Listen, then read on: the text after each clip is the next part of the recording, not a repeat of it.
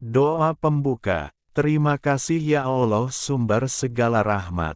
Syukur bagimu yang senantiasa memberkati dan memelihara hidup kami hingga saat ini. Kami mau mendengar firman-Mu ya Tuhan, kiranya Engkau hadir di setiap hati kami.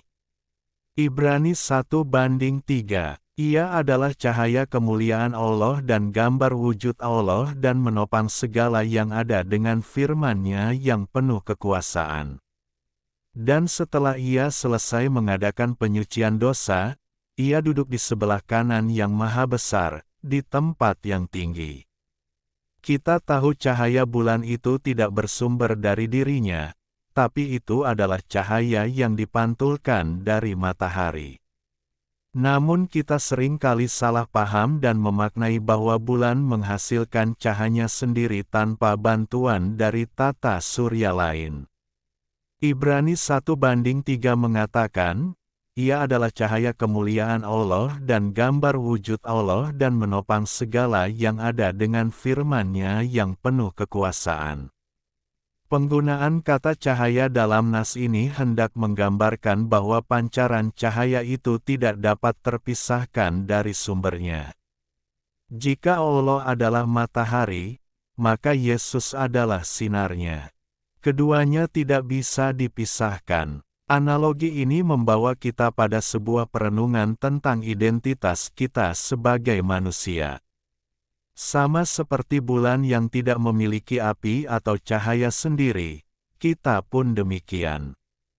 Bulan hanyalah benda mati yang gelap, namun ia menjadi indah dan terang ketika ia memposisikan dirinya tepat di hadapan matahari. Ibrani 1:3 mengingatkan kita, bahwa Yesus adalah pancaran cahaya kemuliaan Allah. Ketika kita disebut sebagai terang dunia, itu bukan berarti kita memiliki kebaikan atau kesucian yang bersumber dari diri kita sendiri. Inilah hakikat kehidupan orang beriman, cahaya yang kita pancarkan bukanlah milik kita, melainkan pantulan dari Kristus yang adalah sumber cahaya sejati.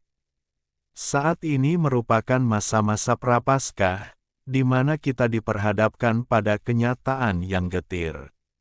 Di tengah hiruk-pikuk dunia modern, banyak orang mulai kehilangan arah dan tidak lagi mengenal Allah yang sejati.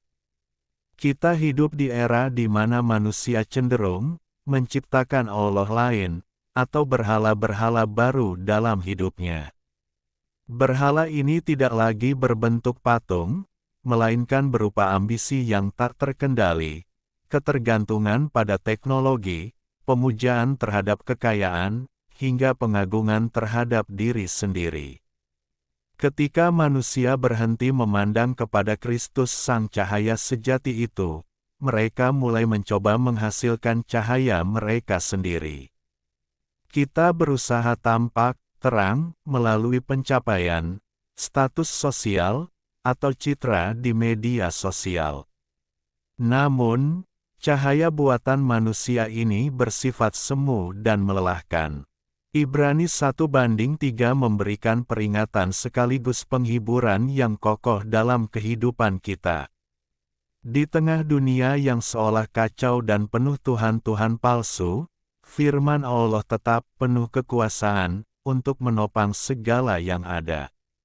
Kita diingatkan melalui firman Tuhan hari ini bahwa kemuliaan kita bukanlah milik kita, melainkan milik Dia. Semakin dekat kita dengan Yesus Sang Cahaya sejati, semakin terang pula hidup kita untuk menerangi sesama.